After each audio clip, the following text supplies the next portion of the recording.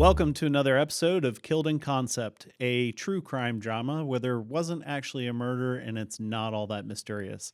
I am Joshua Hayes, your host, and I'm joined by my co-host, Johnny Hicks, and our guest, Jeremy Hicks, of formerly Paper Jacket Marketing. Yes. Thanks for joining me, guys. They are brothers, yes. Yeah. Although we were told today that I guess we come from different sets of parents. Someone asked if you were adopted. Yeah. Well, we were guessing who was adopted if one of you were adopted. And you told them me. Yes, I did. but I did it behind your back. Quite literally. But I heard. Yes, that's true. Yeah.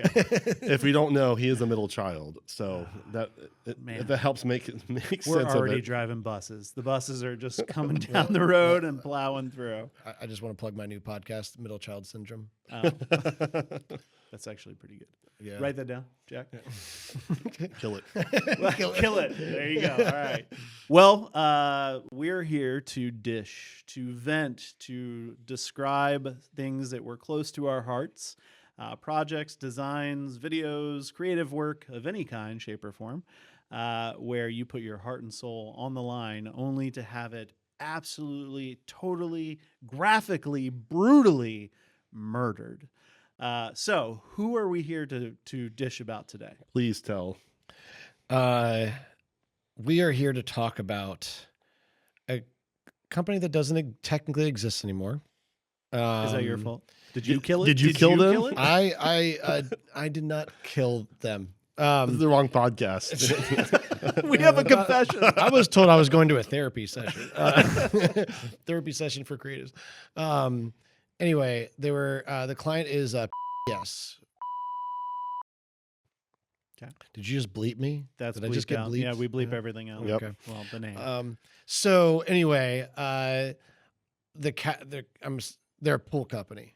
Okay. I couldn't tell from the name, but thank you. Oh, okay. Well, our audience couldn't tell. Oh, you're right. Oh, okay. Okay. All right. You're right. I'll give you that.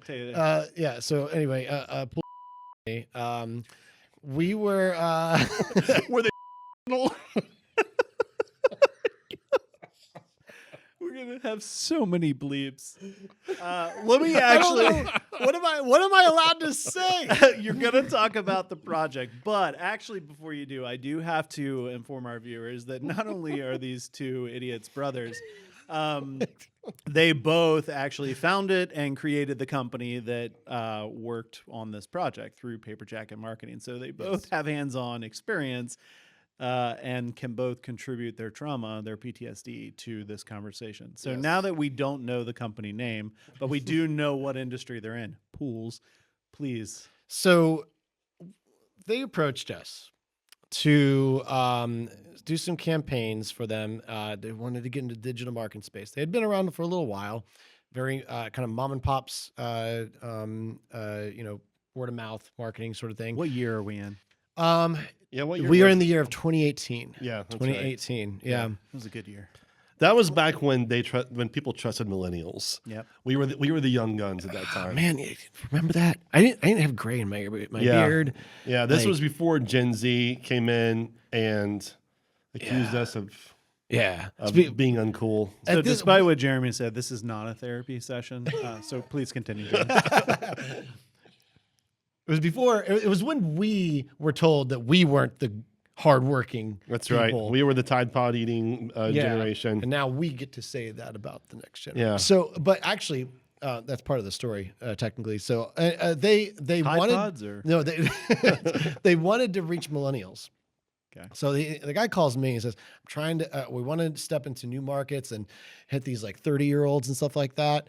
And because a lot of their word of mouth was a lot of retirees inside that older area of Tampa. So I was like, yeah, so let's do this through social media, stuff like that. So we pitched the whole campaign, everything was going great. It really was. Yeah, he was so excited. This is, by the way, the time where campaigns on Facebook were killing it. Could kill it. Oh yeah, I mean, you can spend $5 and get 100 leads. So a pool company. I think the budget we pitched was $100 a week on Facebook. Yeah, that's like ads. pissing in the wind today. Yeah, that's a day. Well, it was. I mean, it was everything. It was from branding to new website. It was the whole. We gave him the whole package. Yeah, and so it was like, let's do it. Let's do that rebrand. So we rebranded his logo. We built a new website, and then usually part of the packaging at that time was getting a promo video. So did all that, got some good music to it. Made him feel more lively in many ways. I mean, he didn't really have anything, to be honest. He just had some printouts and stuff like that. I don't remember what the logo looked like before we made one, but I mean, it was pretty simple. I mean, we again, like as you said. He came to the office, I remember, and he was basically saying, I mean, I felt for the guy. He was like, a lot of my clientele, they're homeowners, they are dying off, or, you know, and so Literally. I want to be ahead of this new wave of homeownership. To where they're usually, if you choose a pool guy, you kind of choose that person for life. I want to be in on that. So he had the right mindset. Oh, and he was at the right time. Like all of this sounds great so far. We were excited. So he came in. He's like, I want everything. I've got the right vision. I've got the right drive. You guys are my team. So what happened? So one day, I came in really early that morning, and I was trying to think of a good campaign for them, and I'm wanting to like. You know, especially at that time, everything had to be different. Like I wanted to make like what is what no one is doing that could change the whole narrative of everything. It was always that. It was always this was before big. TikTok. Yeah, yeah, and so one video could make that difference, right? So I thought of an ad where there's like kind of an old guy at his pool, but he wants to clean it. So he's very excited he gets to clean the pool, but the reality is like his wife wants to hire somebody else. So that's the premise. But why does his wife want to hire a pool boy? Do we have a background? Well, not pool boy.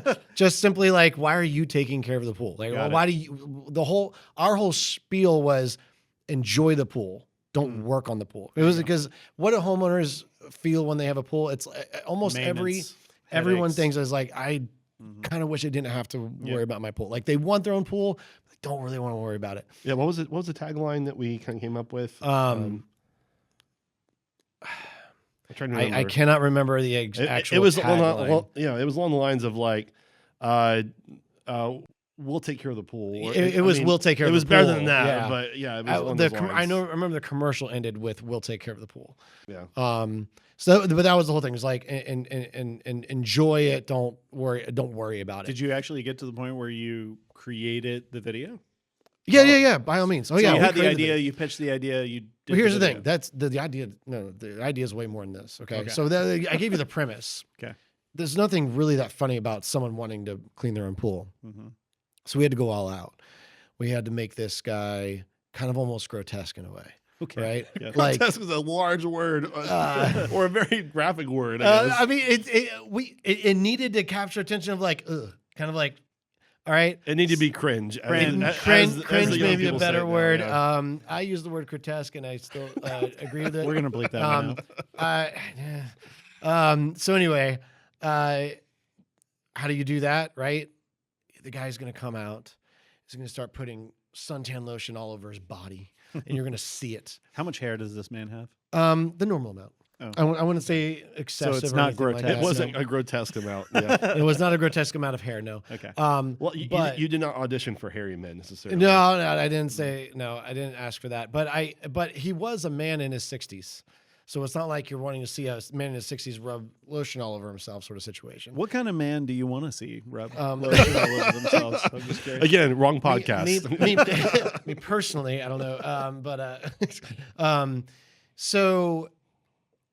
But to top it all off, we had him in high socks, sandals, and Speedo. Perfect. An American flag Speedo. Okay, got it. I don't remember who shopped for this Speedo? Did you shop for this Speedo? I shopped for the Speedo. Well, I didn't go out shopping. You took one for the team. I just went on Amazon and So, Well, I'm glad you didn't go out and try some on. I mean, hey, you know, when you're trying to find the right costume for the right video. Listen, young people. When you're scrapping and hungry, you'll do anything you can to make sure that your business succeeds. so this was before getting that first 3 seconds of every video was just an No, I would essential part actually of the still say it was ingredient. very important, and that's what Okay. I wanted. I wanted a big capture, and so it was more of the first 5 to 7 seconds, not 2 to 3 seconds. It was still wide. It was before vertical was as much of a thing. It was before IGTV. It was right before IGTV. People don't know what that is anymore. Children. IGTV Videos was on Insta. was the first one to come up with vertical video. Anyway, so everyone was like, "This is stupid." So IGTV went down, and then everyone's like, "You know what we should do? Vertical video." Hold on. Vine. I was going to say Vine. That's all. That's it. Vine is the ultimate. If you're killer listening, concept. you're in our space, you're around our age, you know what I mean. Yeah, That's true. Yeah. This actually just is a tribute to Vine. This whole, exactly. R.I.P. Vine. Everything we do is We need to pull in this. Yeah, the CEO of Vine. He'll just start crying. I want to celebrate him. I would like to take him to the finest establishment. Gentlemen, to Vine. To Vine. Yep. There we go. Yeah. So, All right, you got a 60-year-old man lathered up in a bikini bottom, American flag. Yep. And so it starts off with just legs stepping out from a sliding glass door, and then just lotion on the chest. The man did not have the straightest teeth, and he got a good shot of him, doing lotion on his nose, and just so it was like you're kind of like, ugh.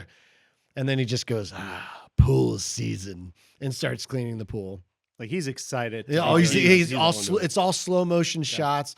I was on the ground shooting up at this man in good. his Speedo. Great view. It was PG-13. It was it was some crazy shots of someone going like, and then all of a sudden wait.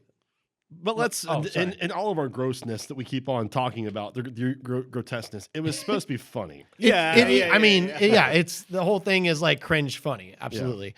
And then all of a sudden he gets interrupted, and it's his wife, and she's like, "Hey, honey, I hired a pool guy." And he's like, "Oh," and then turns around and then like tries to fix his Speedo on his butt cheek and does a quick snap, like, whoosh, which was the make of that video, in my opinion. Like that just would make everybody laugh. And then just ends with the owner's like, "Hey, says his name." And he's like, "We'll take care of the pool." It was a great commercial.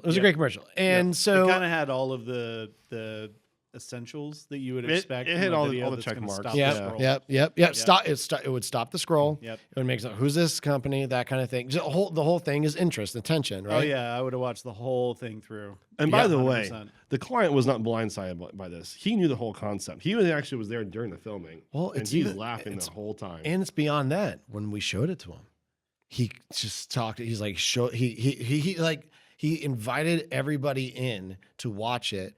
All of his workers, and they all just loved it. Oh, everyone was laughing. Incredible. So far, this is a love story. This is shaping out to be a great case study because we knew we had a winner. It was going to be the client of that year. Yeah. Okay, It really was. Got it. So everything to this moment sounds perfect. I mean, which is go down the checklist. Like, did we hit all the things that he wanted? We got the rebrand.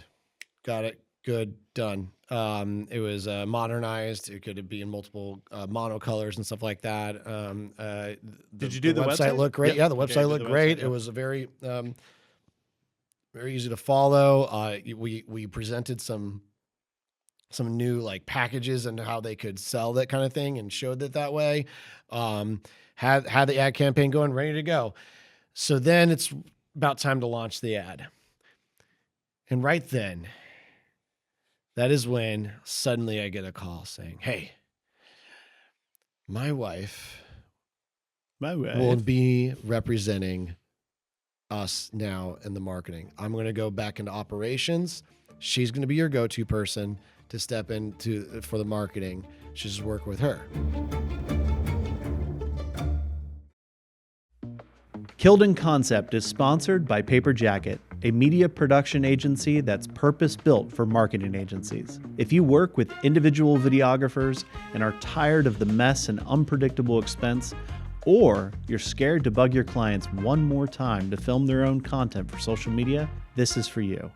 Paper Jacket is an award-winning plug-and-play media team with 2 studios in Central Florida and a national footprint. Streamline your content, establish predictable costs, and make more money by embedding videos and podcasting into your retainers with Paper Jacket.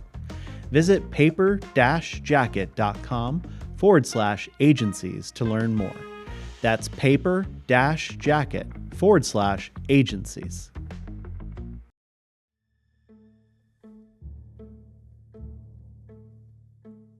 This was your Cinderella moment, wasn't it? This is when you met the stepmother.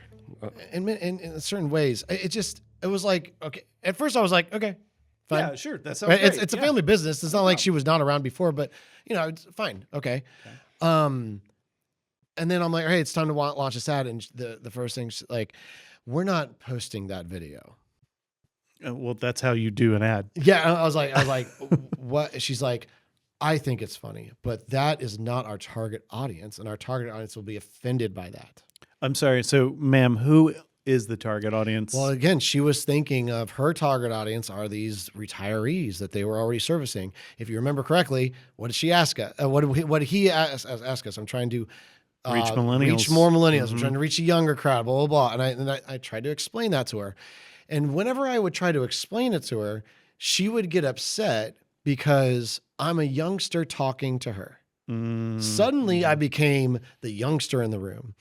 And her whole attitude around everything. She hated millennials. It's because you guys didn't have your gray yet.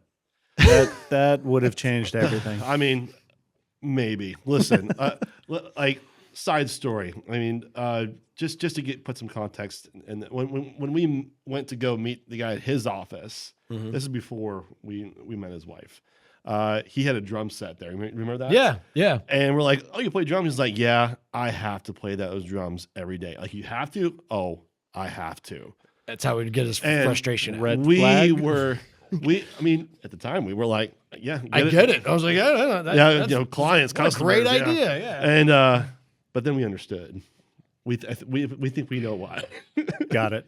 So she called. She's like, look, this is not what we're looking for. This is not our customer base. How did she murder this product? And really kind of never saw the light of day. Was it? I believe it was posted. So she just said, we're not doing this. We're not launching it. It's not going live. Yep.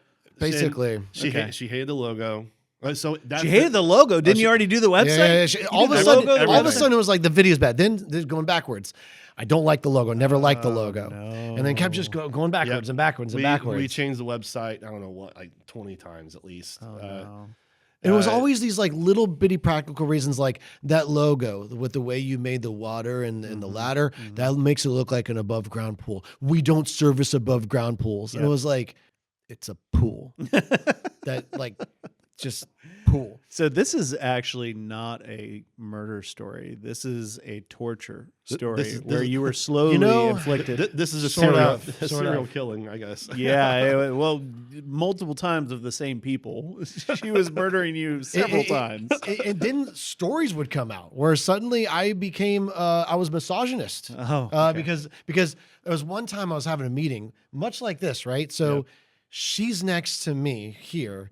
And he's in front of me here, and I'm talking to him, blah, blah, blah, and I'm talking to them. I was in the same room, apparently, I was talking to him and not her.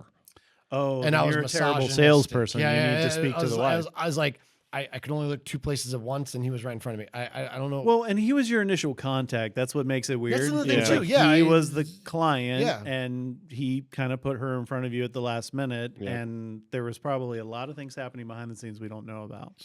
Tons of it. Drum set.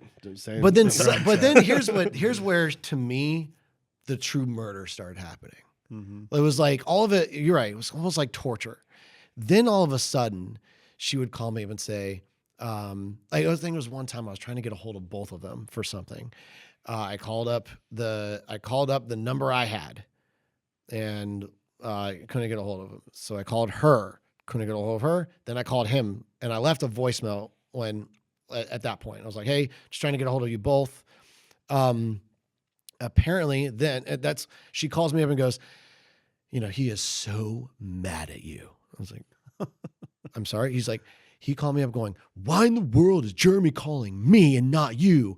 And she's like, this just shows why you are misogynistic and why this and why that. I said, wow. I called you too. Well, and then I'm probably combining a few things when I get to this part of the story.